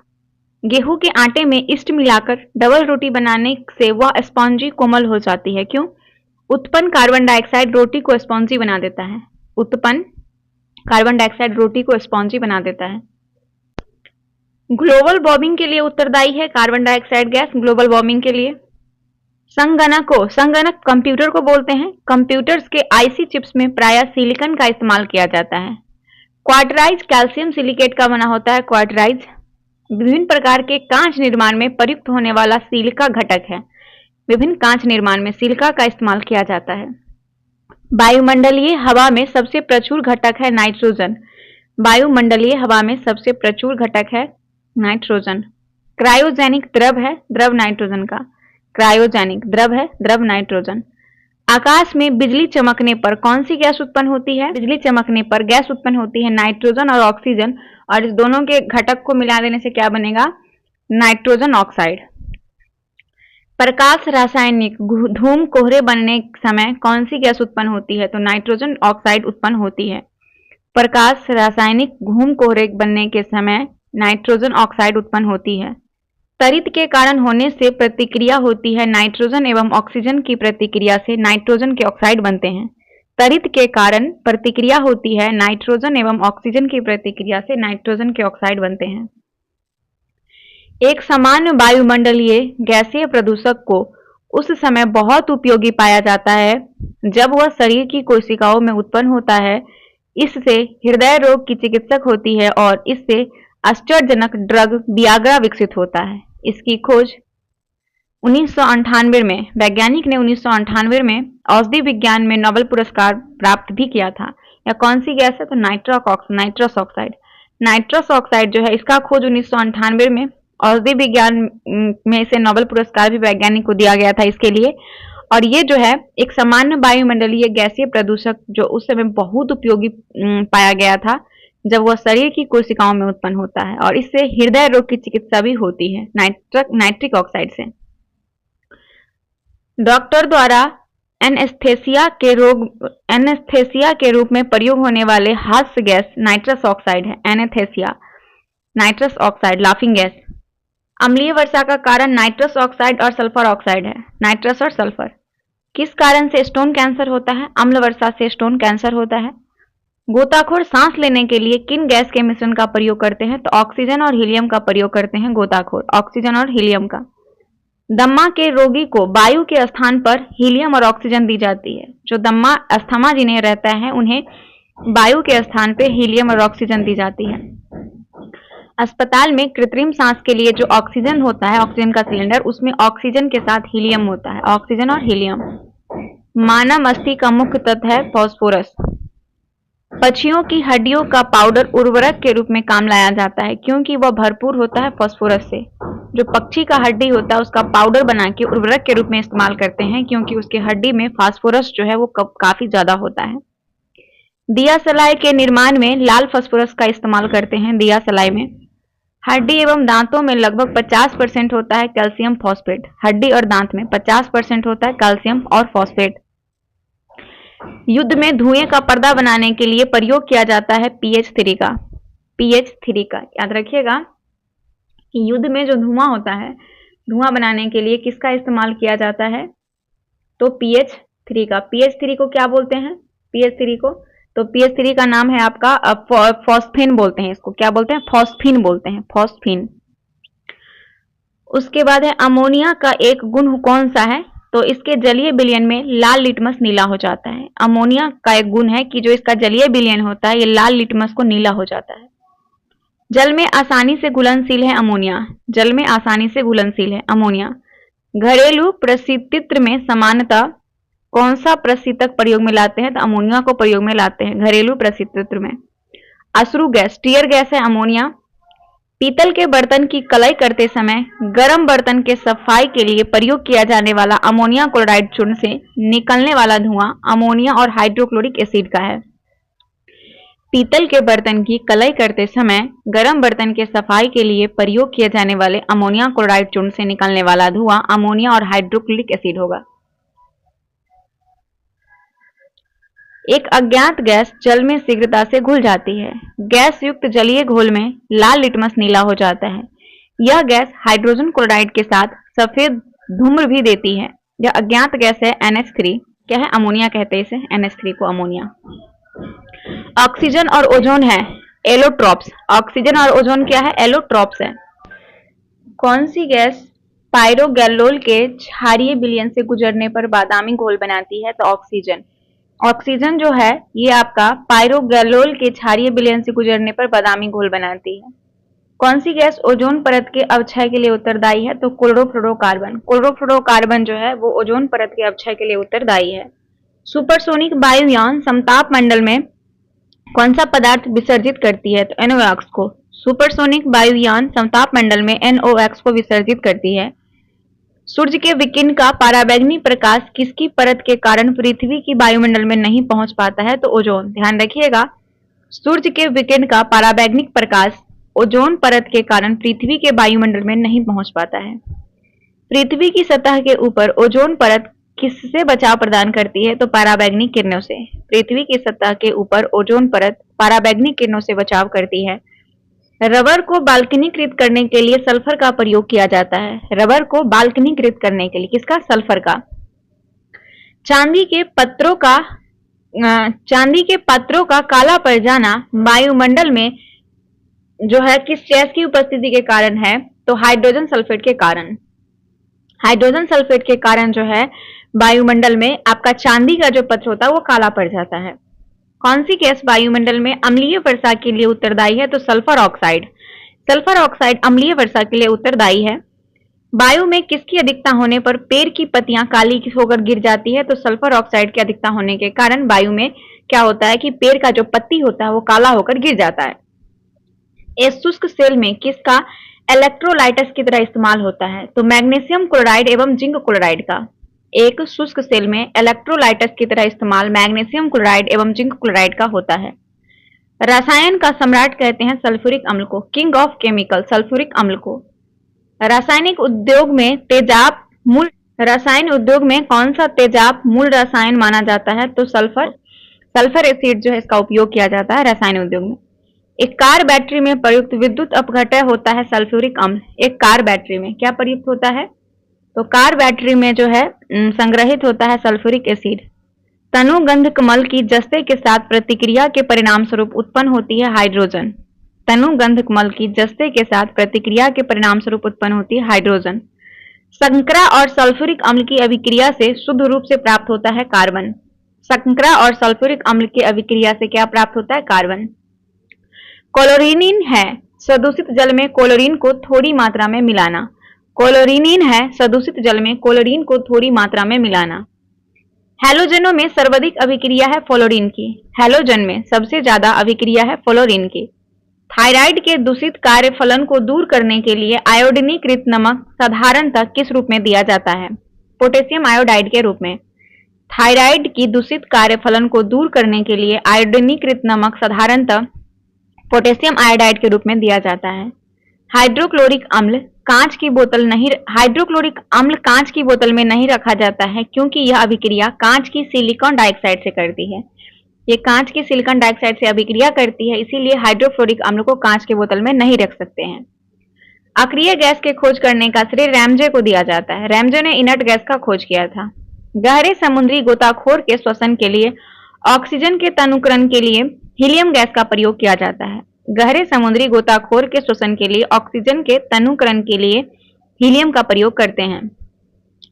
वायु भरे गुब्बारों में हीलियम को हाइड्रोजन की अपेक्षा वरीयता दी जाती है। क्यों? क्योंकि वायु के साथ विस्फोटक मिश्रण नहीं बनाता है। वायु हरे गुब्बारों में हीलियम को हाइड्रोजन की अपेक्षा वरीयता दी जाती है क्योंकि वायु के साथ विस्फोटक मिश्रण नहीं बनाता है। अब है विद्युत बल्ब में प्रयुक्त गैस है अक्रिय गैस। विद्युत बल्ब में अक्रिय गैस प्रयोग किया जाता है। कौन सी अक्रिय गैस यौगिक बना सकती है? तो जिनोन अक्रिय गैस यौगिक बना सकती है। कैंसर के उपचार के लिए प्रयुक्त उत्कृष्ट गैस है रेडॉन। कैंसर के उपचार के लिए रेडॉन का प्रयोग किया जाता है। हीरे की खनिजीय बनावट क्या है? कार्बन है। हीरे की खनिजीय बनावट कार्बन। वायुयानों के टायर में कौन सी गैस प्रयोग की जाती है? तो हीलियम। वायुयान के टायर में हीलियम प्रयोग किया जाता है।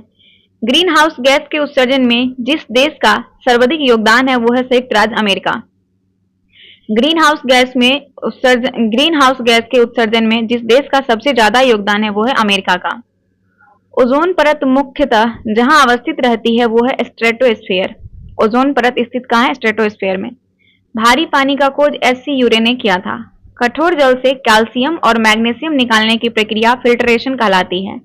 कठोर जल से कैल्शियम और मैग्नीशियम निकालने की प्रक्रिया फिल्ट्रेशन कहलाती है। तापीय विद्युत केंद्र का मुख्य गैसीय प्रदूषक है सल्फर ऑक्साइड। तापीय विद्युत केंद्र का मुख्य गैसीय प्रदूषक सल्फर ऑक्साइड है। हीरा और ग्रेफाइट होते हैं अपरूप। वनस्पति तेल से डालडा या वनस्पति घी बनाने की प्रक्रिया का इस्तेमाल हाइड्रोजनीकरण कहलाती है। वनस्पति तेल से डालडा या वनस्पति घी बनाने की प्रक्रिया हाइड्रोजनीकरण। वनस्पति घी के औद्योगिक उत्पादन में कौन सी विधि काम में लाई जाती है? तो अपचयन विधि को। वनस्पति घी के यौगिक उत्पादन में अपचयन विधि उपयोग में लाई जाती है। वायुमंडल में हाइड्रोजन क्यों नहीं पाई जाती है? क्योंकि ये हल्की गैस है, इसीलिए ये सबसे हल्की गैस होती है, इसीलिए वायुमंडल में हाइड्रोजन नहीं पाई जाती है। यदि पृथ्वी के वायुमंडल में कार्बन डाइऑक्साइड न हो तो भूपृष्ठ का तापमान वर्तमान से कम हो जाएगा। अगर हमारे वायुमंडल में कार्बन डाइऑक्साइड नहीं हो तो अभी जो टेम्परेचर है वो कम हो जाएगा। बैटरी में किस एसिड का प्रयोग किया जाता है? तो हाइड्रोक्लोरिक एसिड बैटरी में होता है। Hydrochloric acid. जल का शुद्धतम रूप है वर्षा जल। विसंक्रमण के बाद जल में उपलब्ध क्लोरीन की मात्रा को अपशिष्ट क्लोरीन कहते हैं। क्या कहते हैं? अपशिष्ट क्लोरीन कहते हैं। ठीक है। उसके बाद नेक्स्ट क्या है? सिगरेट के धुएं का मुख्य प्रदूषक क्या है? कार्बन मोनोऑक्साइड और बेंजीन है। सिगरेट के धुएं का मुख्य प्रदूषक कार्बन मोनोऑक्साइड और बेंजीन। पौधे नाइट्रोजन को किस रूप में लेते हैं? तो नाइट्रस के रूप में। पौधे नाइट्रोजन को नाइट्रेटस के रूप में लेते हैं। यदि पृथ्वी पर पाए जाने वाली वनस्पतियां समाप्त हो जाए तो किस गैस की कमी होगी? ऑक्सीजन की। यदि पृथ्वी पर पाए जाने वाली वनस्पतियां समाप्त हो जाए तो ऑक्सीजन की कमी होगी। ऑटोमोबाइल द्वारा निष्कासित मुख्य नुकसानदेह गैस जिससे वायु प्रदूषण होता है वो कौन सी है? तो कार्बन मोनोऑक्साइड है। ऑटोमोबाइल द्वारा निष्कासित मुख्य नुकसानदेह गैस जिससे वायु प्रदूषण होता है वो गैस है कार्बन मोनोऑक्साइड। कौन सी गैस न्यूनतम तापमान पर द्रव में बदल जाती है? तो हाइड्रोजन। हाइड्रोजन जो है न्यूनतम टेम्परेचर पे द्रव में बदल जाती है। बारूद एक मिश्रण होता है नाइटर, सल्फर और चारकोल का। बारूद एक मिश्रण है नाइटर, सल्फर और चारकोल का। नाभिकीय रिएक्टर में ग्रेफाइट का प्रयोग किया जाता है विमंदक के रूप में। जो नाभिकीय रिएक्टर है इसमें ग्रेफाइट का उपयोग कैसे करते हैं? विमंदक के रूप में। जब शुष्क KNO3 यानी कि पोटेशियम नाइट्रस ऑक्साइड में सांद्र H2SO4 मिलाया जाता है तो भूरा धुआं निकलता है और यह धुआं होता है नाइट्रस ऑक्साइड। क्या होता है? नाइट्रस ऑक्साइड होता है। रबर के बाल्कनीकरण के लिए इसमें मिलाया जाता है सल्फर को। पुरातात्विक खोज के काल निर्धारण के लिए कार्बन 14 का प्रयोग करते हैं। पुरातात्विक काल निर्धारण के लिए कार्बन 14। मानव शरीर में प्रचुर मात्रा में ऑक्सीजन तत्व पाया जाता है। सूर्य की सतह पर हाइड्रोजन के अलावा दूसरा हीलियम बहुतायत में पाया जाता है। पहला हाइड्रोजन, दूसरा हीलियम। पेंसिल लेड है, पेंसिल का लेड है ग्रेफाइट का बना हुआ। लेड पेंसिल में होता है, लेड पेंसिल में क्या होता है? ग्रेफाइट। कोयला के निम्नलिखित प्रकार में से किस एक में शेष प्रकार की अपेक्षा अधिक प्रतिशत कार्बन अंश होता है? तो एंथ्रासाइड का। कोयले के निम्नलिखित प्रकार में से शेष प्रकार की अपेक्षा अधिक प्रतिशत कार्बन अंश होता है एंथ्रासाइड। निम्न में किसे शुष्क बर्फ कहते हैं? तो कार्बन डाइऑक्साइड को, ठोस कार्बन डाइऑक्साइड को शुष्क बर्फ कहते हैं। शुष्क बर्फ है जमी हुई कार्बन डाइऑक्साइड शुष्क बर्फ है। कौन सी एक विधि सदूषित भौम जल से आर्सेनिक के निष्कासन के लिए प्रभावी नहीं है? तो कथन। कथन जो है ये विधि सदूषित भौम जल से आर्सेनिक के निष्कासन के लिए प्रभावी नहीं है। इलेक्ट्रिक बल्ब के निर्माण में किस कांच का प्रयोग करते हैं? तो फ्लिंट कांच का प्रयोग करते हैं इलेक्ट्रिक बल्ब के निर्माण में। अधातुएं सामान्यतः विद्युत की कुचालक होती है परंतु ग्रेफाइट विद्युत की सुचालक। क्यों? क्योंकि इसमें शिथिलता बंध इलेक्ट्रॉन होते हैं। रासायनिक रूप में सूखी बर्फ ठोस कार्बन डाइऑक्साइड है। क्या है? ठोस कार्बन डाइऑक्साइड। पानी की अस्थायी कठोरता के लिए निम्न में कौन उत्तरदायी है? तो पानी की अस्थायी कठोरता के लिए कैल्शियम, मैग्नीशियम के क्लोराइड और सल्फेट इस्तेमाल किया जाता है। पानी की अस्थायी कठोरता के लिए निम्न में कौन उत्तरदायी है? तो कैल्शियम और मैग्नीशियम के क्लोराइड्स और सल्फेट उत्तरदायी है। वनस्पति तेल से वनस्पति घी बनाने में प्रयुक्त होने वाली गैस है आपका कौन सा? हाइड्रोजन। वनस्पति तेल से वनस्पति घी बनाने में हाइड्रोजन का इस्तेमाल करते हैं। निम्न में कौन सा हास्य गैस के रूप में प्रयुक्त होता है? तो नाइट्रस ऑक्साइड हास्य गैस के रूप में इस्तेमाल होता है। रसायनों का राजा किसे कहते हैं? तो H2SO4 को रसायनों का राजा कहते हैं। अधातु के ऑक्साइड प्रायः होते हैं क्षारीय। अधातु के ऑक्साइड कैसा होता है? क्षारीय होता है। हीरा का 1 कैरेट किसके बराबर है? 200 mg के बराबर होता है हीरे का 1 कैरेट। फास्फोरस प्रचुरता से किसमें पाया जाता है? प्रोटीन में फास्फोरस प्रचुरता से पाया जाता है प्रोटीन में। कौन सा पदार्थ एक असितित द्रव है? तो कांच। कांच एक असितित द्रव है। सफिटिक किसका क्रिस्टलीय रूप है? तो सिलिका का क्रिस्टलीय रूप है सफिटिक। वह गैस जो वनस्पति के निर्माण में प्रयुक्त होती है वो है हाइड्रोजन। हाइड्रोजन वनस्पति के निर्माण में प्रयुक्त होती है। तत्व जो उर्वरक में नहीं पाया जाता है वो है क्लोरीन, जो उर्वरक में नहीं पाया जाता है क्लोरीन।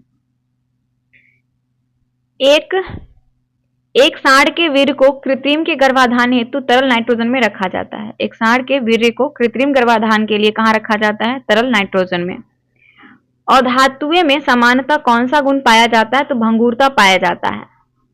भाप अंगार गैस किसका मिश्रण होती है? तो कार्बन मोनोऑक्साइड और हाइड्रोजन का।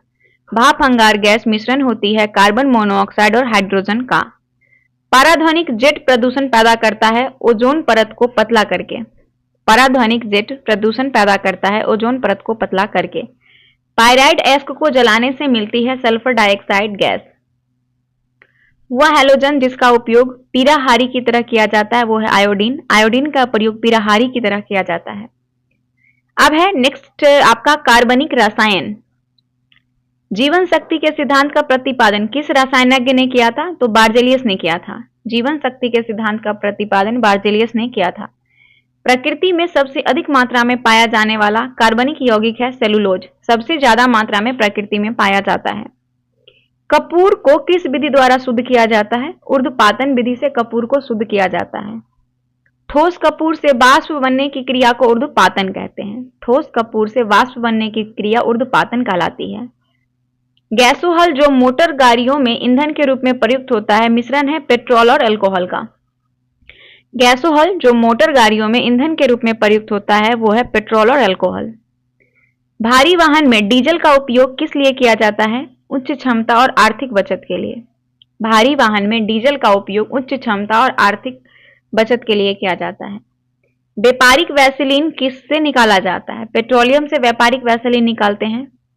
पैराफिन किसका उपोत्पाद है? पैराफिन पैराफिन पेट्रोलियम परिशोधन का उत्पाद है। परिशोधन पेट्रोलियम का। पेट्रोल का मुख्य संगठक क्या है? ऑक्टेन होता है। ऑक्टेन पेट्रोल का मुख्य संगठक। पेट्रोलियम से प्राप्त होने वाला मोम होता है पैराफिन मोम। गैसोलीन के नमूने की गुणवत्ता का पता कैसे लगाते हैं? इसे ऑक्टेन संख्या से पता करते हैं। गैसोलीन के नमूने की गुणवत्ता ऑक्टेन संख्या से पता चलता है। विमानन गैसोलीन में ग्लाइकॉल मिलाया जाता है क्योंकि ये पेट्रोल के हिमी वहन को रोकता है। विमानन गैसोलीन में ग्लाइकॉल मिलाया जाता है क्योंकि ये पेट्रोल के हिमी वहन को रोकता है। कार के इंजन में नॉकिंग से बचने के लिए इथाइल अल्कोहल प्रयुक्त करते हैं। कार के इंजन में नॉकिंग से बचने के लिए इथाइल अल्कोहल का प्रयोग किया जाता है। अगला है सेप्टिक टैंक से निकलने वाली गैस के मिश्रण में मुख्यतः मीथेन होता है। सेप्टिक टैंक से निकलने वाली गैस में क्या होता है? मीथेन। गोबर गैस में मुख्य रूप से मीथेन पाया जाता है। गोबर गैस में प्राकृतिक गैस का मुख्य अवयव भी मीथेन ही है। प्राकृतिक गैस का बायोगैस का भी मीथेन है। दलदली भूमि में भी मीथेन है। दलदली भूमि खाना बनाने में प्रयोग की जाने वाली गैस मीथेन है। और खदानों में अधिकांश विस्फोट होते हैं हवा के साथ मीथेन के मिश्रण से। तो मीथेन का इस्तेमाल देखिए सेफ्टी टैंक से निकालने वाली गैसों में होता है मीथेन। गोबर गैस में मीथेन। प्राकृतिक गैस के अवयव भी मीथेन ही है। बायोगैस का मुख्य घटक भी मीथेन है। दलदली भूमि का भी जो गैस है वो मीथेन ही होता है। और खाना बनाने में जो गैस प्रयोग की जाती है उसमें मीथेन होता है। खाद्यान्न में जो विस्फोट होता है उसमें हवा के साथ मीथेन का मिश्रण होता है। ठीक है। अब क्या है कि रसोई किसका मिश्रण है? रसोई गैस ब्यूटेन और प्रोपेन का मिश्रण है रसोई गैस। प्रथम विश्व युद्ध में किस गैस का रासायनिक आयुध के रूप में उपयोग किया गया था? तो मास्टर गैस का। प्रथम विश्व युद्ध में मास्टर्ड गैस का जो है रासायनिक आयुध के रूप में उपयोग किया गया था। धातुओं में जोर लगाने में कौन सी गैस प्रयुक्त होती है? तो एसिटिलीन प्रयुक्त होती है धातु में जोर लगाने में। प्रशीतक फ्रीऑन है डाइफ्लोरो डाइक्लोरोमीथेन। प्रशीतक फ्रीऑन है डाइफ्लोरो डाइक्लोरोमीथेन। इंडेन गैस एक मिश्रण है ब्यूटेन और प्रोपेन का। इंडेन गैस मिश्रण है। कार्बन मोनोऑक्साइड की अभिक्रिया 300 डिग्री सेल्सियस पर हाइड्रोजन से कराने पर मीथेन बनती है। जब कार्बन मोनोऑक्साइड को अभिक्रिया 300 डिग्री सेल्सियस पे हाइड्रोजन से कराया जाएगा तो मीथेन बनाएगा। कच्चे फलों को कृत्रिम रूप से पकाने के लिए एसिटिलीन का प्रयोग करते हैं। कच्चे फलों को कृत्रिम रूप से पकाने के लिए एसिटिलीन। कैल्शियम कार्बाइड पर जल डालने से एसिटिलीन बनता है। कैल्शियम कार्बाइड पर जल डालने से क्या बनता है? एसिटिलीन बनता है।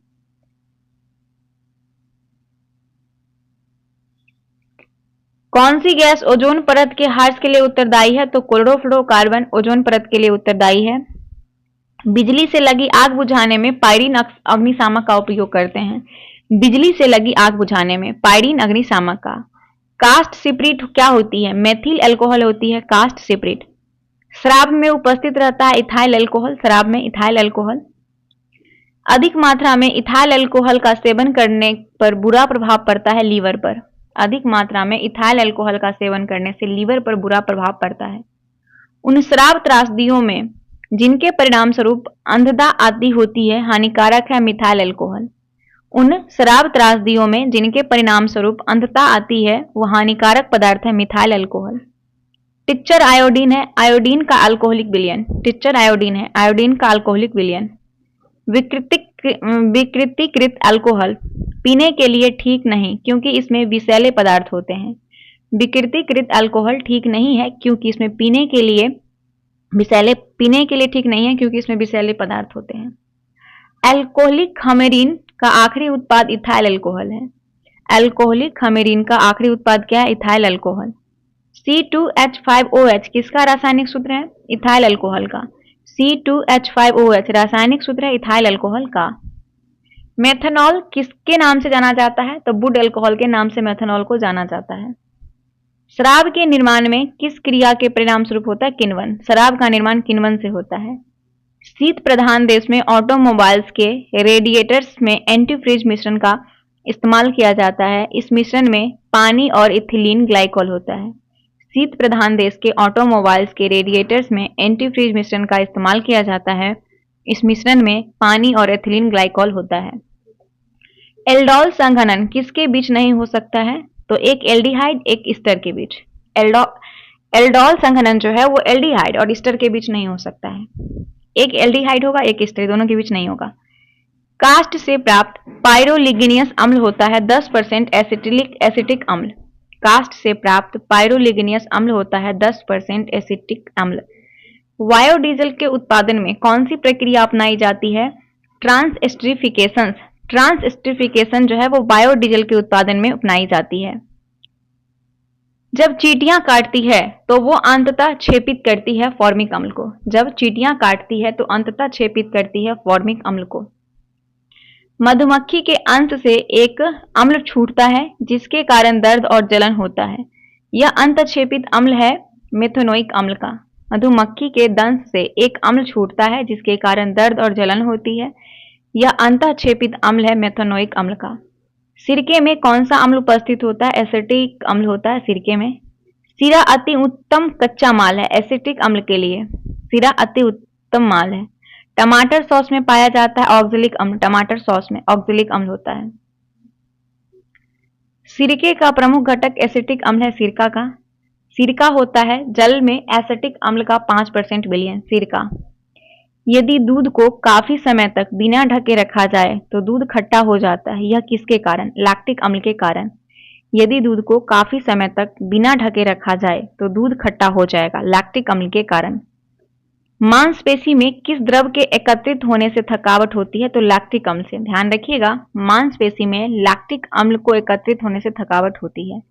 नींबू खट्टा किस कारण होता है? साइट्रिक अम्ल से नींबू खट्टा होता है। मानव गुर्दे में बनने वाली पथरी प्रायः कैल्शियम ऑक्सलेट की बनी होती है। मानव किडनी का जो पथरी होता है वो कैल्शियम ऑक्सलेट का।